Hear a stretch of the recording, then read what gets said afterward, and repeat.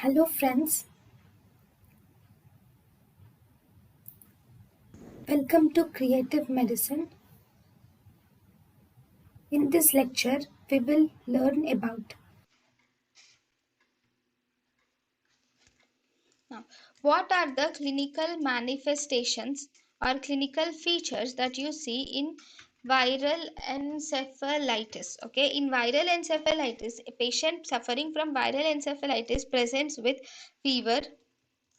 There can be altered consciousness is seen, or there can be confusional state can be seen in the patient along with headache.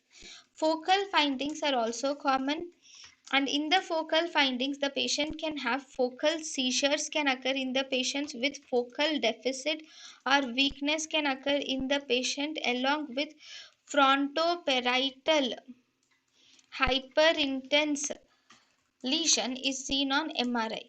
Frontoparietal hyperintense lesion can be seen on MRI. So these are the focal findings or clinical features of viral encephalitis.